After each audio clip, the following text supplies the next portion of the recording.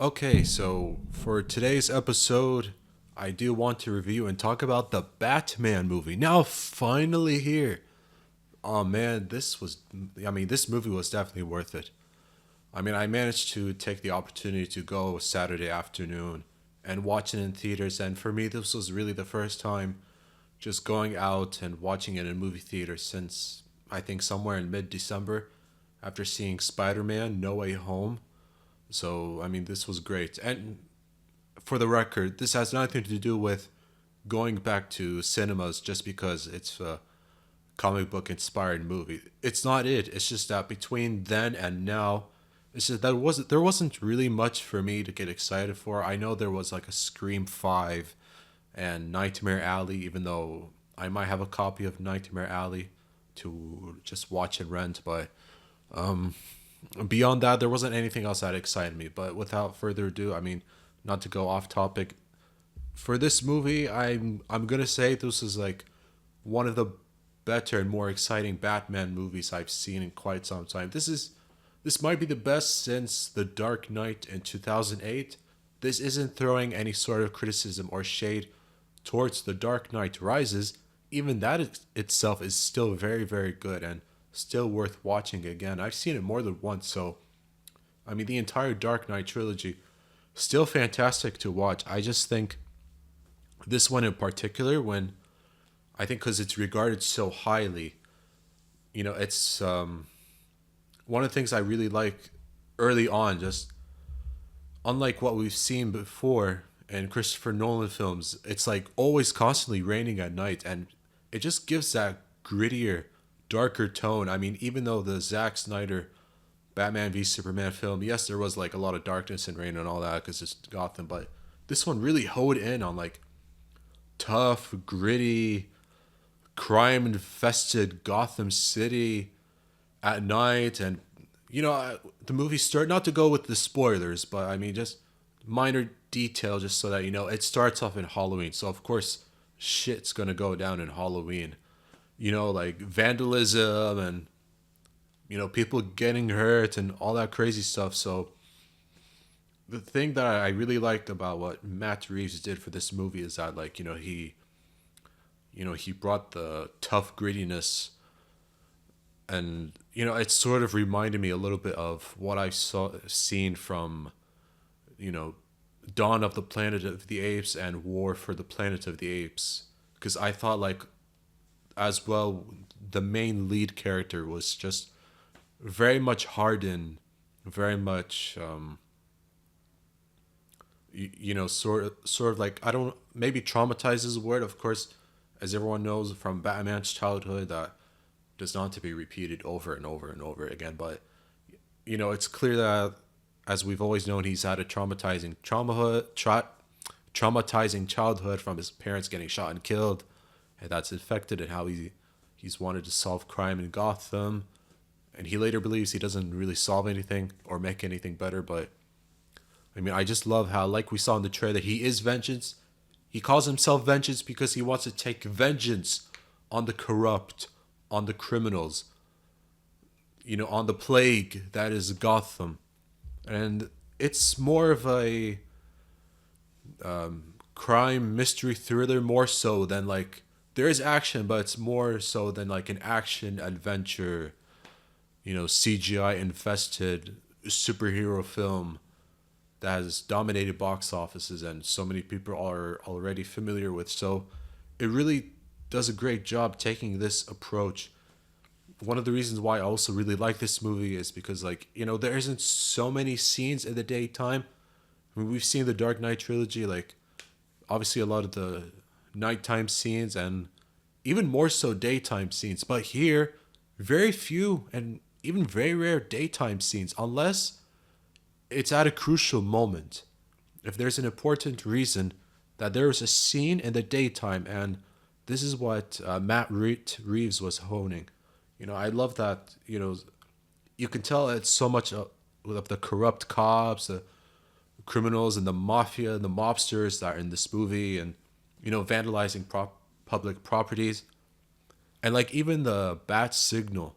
I mean, you think it's just like a gimmick, but even in this movie, it's about fear.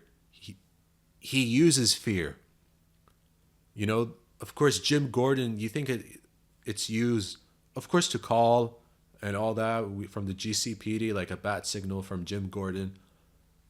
You know, played by Jeffrey Wright, who I'll get into all the other characters, but you know, when it's seen, it's supposed to make common criminal thugs scared, and this is the idea, to bring fear into the criminals who just think that Gotham is, you know, an infested playground for them. So this is something that you know, throughout the film I enjoyed. Now I want to talk about more about the characters in the cast as well.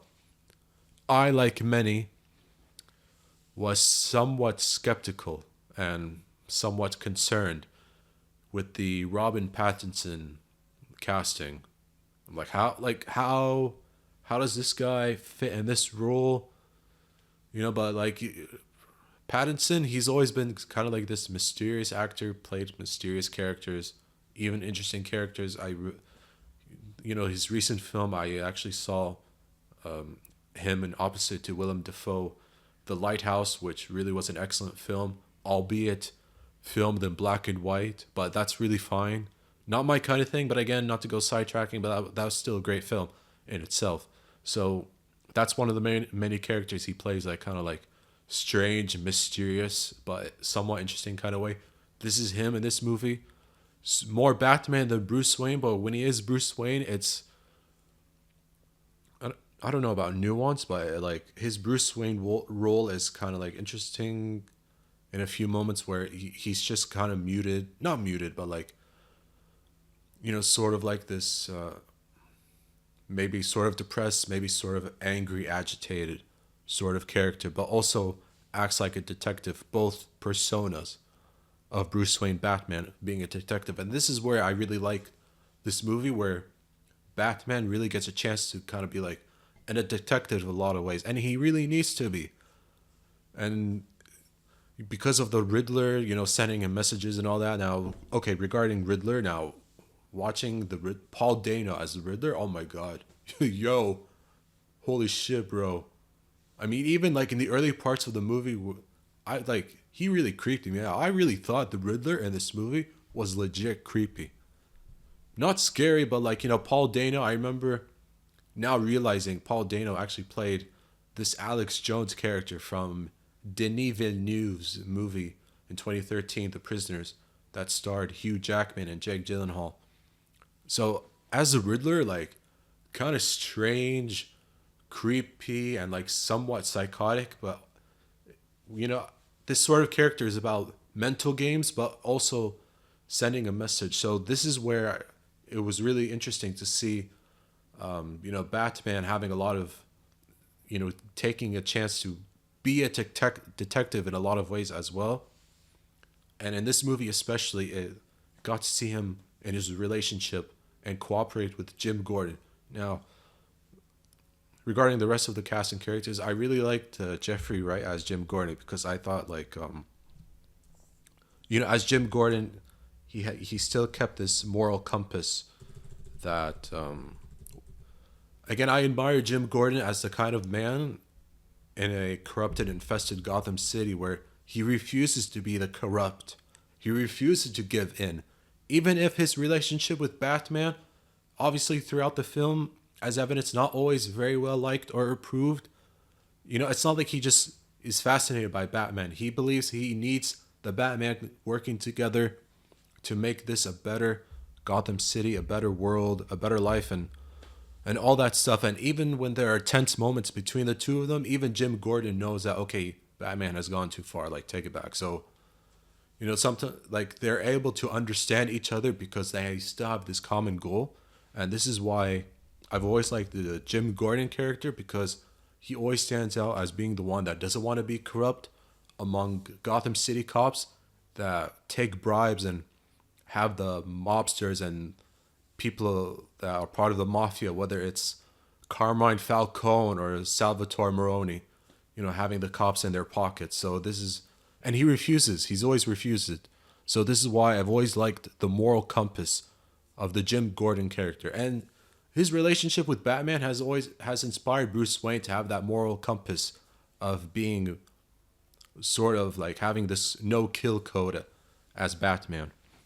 Okay, so now for Catwoman, who plays a big role in this movie, I liked how a little bit throughout she's a little bit more mysterious as it goes on. You think you know her immediately, but she's just a little bit more mysterious as it goes on. It's not, and yes, there is that little moment where, again, sorry if it sounds like a spoiler, but if you know the character well, of course she loves cats. She has stray cats in her home, so sort of like a face disguise that might look like a cat, but it's not. But I don't think it's meant to do that on purpose. Of course, she has like a whip and so forth, but she wants to put herself throughout this murder investigation has seems to have gotten bigger and bigger and bigger with more riddles, more clues, and so forth that seem to be sending a message. And of course, this has to do with the corruption of of Gotham that really has all the characters as part of this puzzle involved. Why is he doing this? Why is he doing that? Why is this person important? What does this person know? Why is this person involved in these situations? What did he or she do to get him or her killed, sort of way? So it becomes a bit more mysterious as it goes on, and what does it have to do with him, and so forth, Maybe even in I think somewhere later on, sort of an interesting twist, or even more than just an interesting twist. Now, in terms of the cinematography, I want to talk about the cinematography a little bit. One of the things I really liked that I even saw before from Matt Reeves, from his other Planet of the Apes films, he seems to really like having a lot of close-ups, especially extreme close-ups. Whether it's like the camera shots being so much in on Batman's face, or even some moments, Jim Gordon's face, and especially Selena Kyle's face. Like so many close-ups, but it's only when it's vital in the moment and when you can tell that not so much exposition, but you can tell when something important is gonna happen or may happen otherwise in the next shot. So I just thought, like, while I'm still captivated by everything going on and being wowed, there's still, I thought that was really interesting from Matt Reeves. Like, there was so much of the extreme close-ups and face, sort of in the face shots, if you know what I mean. Now, one thing I do want to mention, and it would be a mistake not to say so, I mean, it's hard to believe that Colin Farrell, the same Colin Farrell that you might know from other films, I don't have on top of my head, but I remember like a Dumbo film, yeah. That's the same Colin Farrell who played Oswald Cobblepot. The same Colin Farrell who played the Penguin. The same Penguin crime lord. The same Colin Farrell who plays a crime lord, the Penguin. I mean, the voice, it's the voice, but when you look at the character in the film, like, it's so unrecognizable that, the makeup team, everyone that did the prosthetics work, obviously a fat suit, of course the clothes, the accurate clothes. I mean, it, like, it's the voice, but it's still like hard to believe watching throughout that that's Colin Farrell. How's that Colin Farrell? How could this be Colin Farrell? Like, it was just fascinating to just watch him be this character, and I even loved how in some ways, like, even still being the owner of his nightclub, the Iceberg Lounge, I thought it was cool that the Iceberg Lounge was there, like, just not, I mean, like, sort of knowing what's going on, but like refusing to submit to Batman, but also there's this heated rivalry between the two characters. So this is why I really liked the Penguin in this movie. I'm also glad it didn't have to do so much of Easter eggs and so forth. I'm sure there were, but also, like, for those that are also not aware, like, part of the story is also based on the year one Batman comics, where Batman's sort of new to this whole vigilante. He's not really a superhero or a beloved figure. He's really more of like this unwanted vigilante, thinking that he's above the law. So this is why also the police force, not exactly his best friend, or sort of, anointing him or looking at Batman as an ally throughout the film, with the exception, of course, of Jim Gordon. Now, of course, I mentioned the characters in the film: Penguin, Catwoman, obviously Batman, Jim Gordon. Okay, so yeah, I did say the Riddler. Now, later on, you kind of understand why the Riddler behaves and acts and his motivations, even though like it's sort of like a not a sad story, but like kind of like, you want to like you should have sympathy for him, but based on his actions, like it's kind of hard to sort of like look at the Riddler and think like, you know what, your actions don't justify the means. You may have a good reason for being this way or feeling the way you have, but they don't justify the means at the end. So I just don't agree with the methods of the Riddler. As for the costume, it's not that traditional costume that we've seen with the hat and also in the green suit. It is green, but it's a different green suit. I mean, I'll tell you one thing that I'm glad that we did not see. He did not look like Jim Carrey. No offense to Jim Carrey from those 1990s Batman film, whether I think it was Batman Forever or Batman and Robin, but thankfully acted nothing or looked nothing like Jim Carrey in those movies. Let's just be glad about that. Now, the Riddler costume, I think, like, sort of unusual of what we've seen before, but I kind of liked, or actually, no, the costume sort of reminded me of what we may have seen from a different character and different adaptations or different comics. The name Tommy Elliot might be familiar for some people. Sort of a adversary for Bruce Wayne in Gotham City schools. Kind of has this persona of a villain known as Hush. Kind of like almost like a face surgeon or something, with his face constantly being bandaged. Maybe to look like Bruce Wayne out of jealousy because, Wayne, the richer family, and Elliot, the poor family. But Tommy Elliot, not related to this film. There's no Tommy Elliot in this movie. So I know I sidetracked it, but I just thought that the Riddler costume reminded me of Hush. But it's kind of, but like but yeah, regarding the method, the Riddler, like his methods of like killing his victims, who he knows he's choosing. I mean, it's crazy. So this is why I was saying, like, it creeped me out, like, in the beginning, like, whoa, damn. Even the way he speaks in the camera phones, like, and yes, unfortunately, in some way, social media plays a movie in the film. I won't say how and why, but of course, the Riddler took advantage of social media and camera phones. And of course he did. It's 2022. What more can you expect? Again, another scary way how supervillains can use the internet. So there you go. If you want to be a supervillain, please don't. 2022 doesn't need any more supervillains. So we can't handle more. But with that aside, I mean, and the soundtrack. I don't know, I think the music somewhere near the end, we've heard it in the trailer. I liked how it gave this moody vibe in a way, you know what I mean? And I thought it worked. And yes, there's still some pretty good action sequences. I don't need to go further on that, but I thought it was well edited. I love Batman just punching and hitting dudes in different parts of the movie.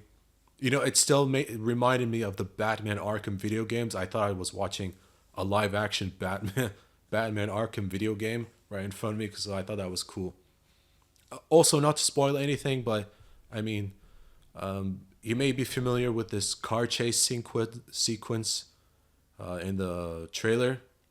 Of course, it's there in the film, and oh man, is it more than just awesome.